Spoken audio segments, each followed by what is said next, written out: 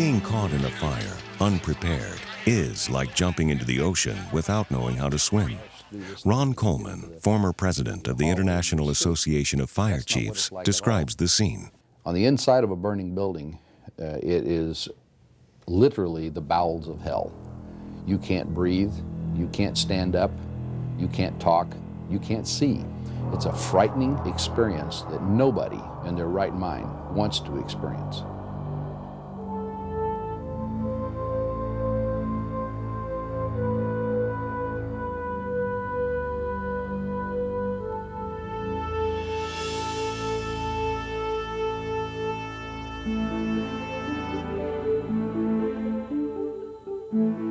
This program is a guide to help you get ready before there's a fire in your workplace. And if there is a fire, we'll show you what to do and what not to do. It'll only take a second. I bet if I've heard that statement once, I've heard it 1,000 times in the fire service. And unfortunately, those people who just go back for a second never have a second chance. They end up getting trapped.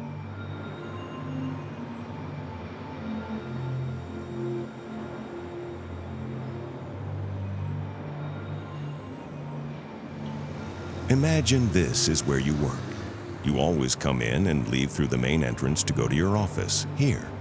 But this evening, you're working in an area you haven't used before, upstairs, here. With no warning, there's an explosion in the lobby. The fire cuts off your escape route. What would you do? How would most people in your situation try to get out? According to former State Fire Marshal Jim McMullen, one way always.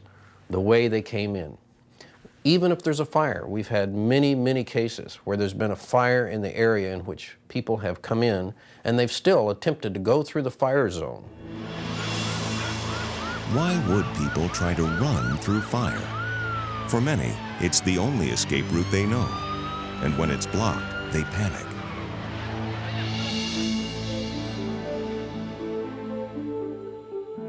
Creating a fire emergency evacuation plan will give you the options you'll need to get out. You can start with a simple floor plan. Color code the primary exit. In this case, it's a stairway leading from the second story to the first. You also need to show the secondary routes of escape, making sure the signs for these exits are actually posted in your workplace. If this way is blocked, the fire is in that area, you need to know what your backup system is. And exit signs usually will help you do that. In addition to your primary and secondary exits, a good floor plan shows the fire extinguisher locations, as well as your fire alarm pull stations. Copies of the completed floor plan should be clearly posted throughout your facility. If your building is remodeled, update your plan and provide a copy to your fire department. Ron Coleman remembers one business that didn't think of that. And I peered through the smoke and looked in, and one of my firemen had charged right through the front door and right into a 10-foot swimming pool. Nobody had ever told us there was a swimming pool in the building. Nobody had any idea that it was there. And of course, he was safe when we got him out of there. But over time, other dangers in your building may develop unnoticed. The blocking of exit ways. It's done because there's not an understanding of keeping that exit way clear. We see oftentimes in corridors people actually setting up workstations. Commonplace. Boy, there's a whole area I can set up in a workstation, but this is the way you're going to get out. When you're laying out your exit ways, just think of that mentally. These are areas that I must keep clean for egress in the building.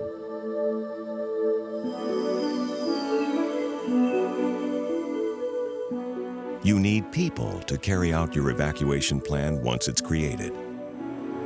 The responsibility for this comes from inside your own organization. In a fire emergency, everyone has certain individual responsibilities, like knowing how to operate the types of fire extinguishers you have, and being aware of where all the exit routes are throughout your building. Depending on the size of your organization, there are other specific roles to be filled, and how well you share these responsibilities will determine your success in getting everyone out alive. In the Fire Emergency Evacuation Plan, which comes with this video, we've included sample job descriptions you may adapt for your own use. Loss Prevention Specialist Angela Upham believes how employees are assigned these responsibilities will affect your success. This is what I want for you to do. Are you comfortable with that?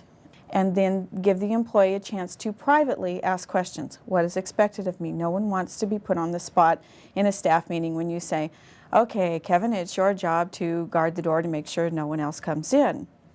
You give the person the responsibility after discussing it with them. Matching each employee to their specific responsibility requires some thought. The receptionist at the front of the building is usually the one who knows who's in the building and who's not. So we have that individual do the head count. And if there's a change in the employee's job, while they're no longer the receptionist at that point in time, they may think it's still their job to do the head count, when in fact their job may be something totally different. So it's important to reassess your evacuation plan and who's got what responsibility when you have a turnover in staff, so that you don't have two people doing the same job and one very important job is going undone.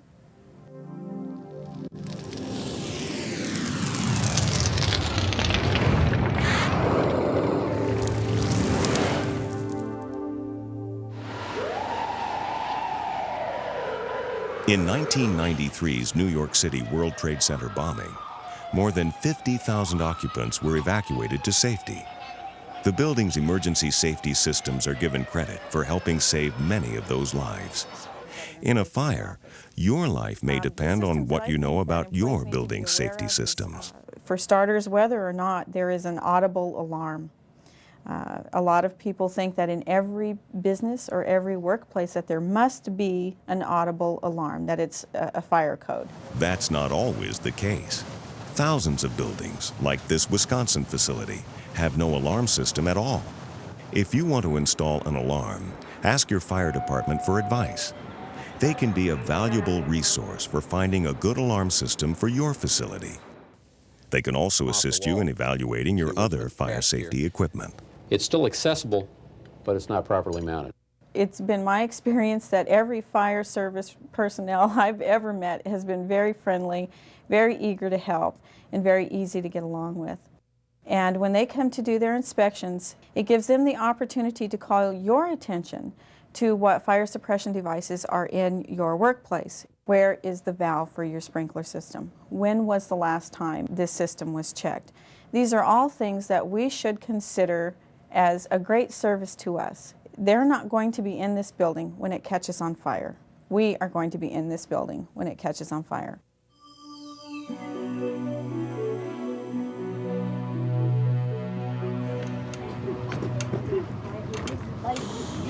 Fire experts often point to school children as good role models on how to conduct a fire drill. They pull the bell, and the kids, when they hear the alarm, don't know if it's a real fire or a drill. They treat it as if it were a real fire. And that's the same thing we're asking the employees to do. Drill, so that when the bell goes off, it comes natural. We've included with your video reference materials ideas for creating effective fire exit drills, getting your local fire department involved, making your drills more true to life, and using critiques to enhance your performance. These will all help you avoid a common problem: employees not responding seriously to the alarm. Wow, imagine that. That's the fire alarm going off. And they're sitting there. I wonder why the fire alarm's going off. People just don't believe that this is going to happen to them. And watch the firefighters when they arrive. They know what they're doing because they drill. They drill over and over what they're going to do in the event of a fire. So fire exit drills are absolutely essential for fire and life safety in the workplace. When you hear the alarm, treat it as if it were a real fire. People knew where to go, people knew how to get out. Most of the people got out safely. There were a couple of people that were new and didn't know what to do, didn't know where the exits were, and a couple of them panicked, and we had to go in and get them.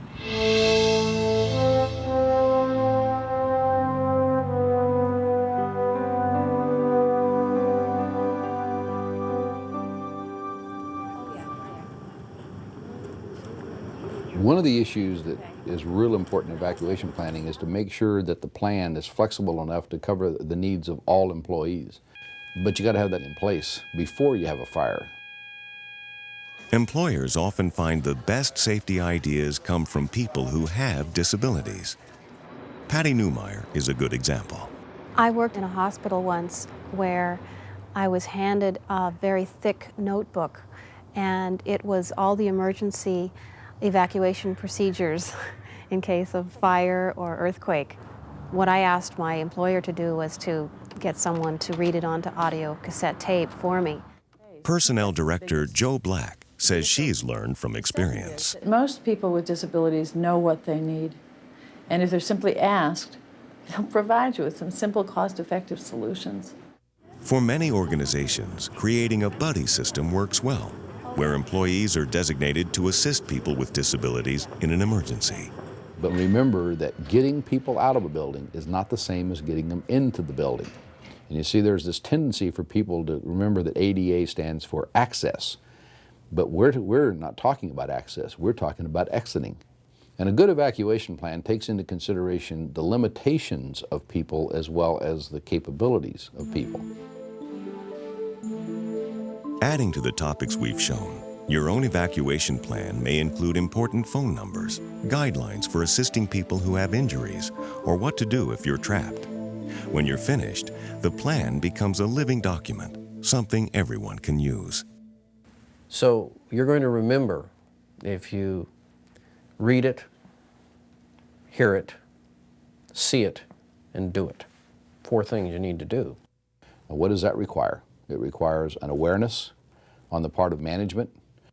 It requires training on the part of the employer and the employees. It requires a good working relationship with your local fire department, and it requires that you practice what you preach. But you still haven't gotten into the deep water, and that is an actual fire.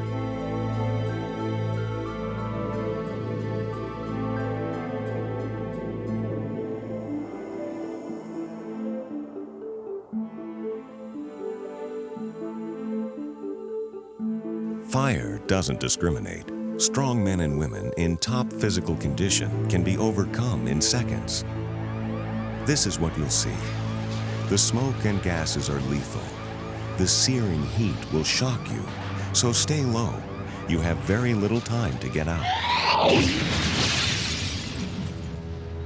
Fire feeds on oxygen. In a flashover, you won't be able to outrun it. And even a small office fire will fill a building with toxic smoke in minutes. So to control the fire and stop the spread of smoke, contain it.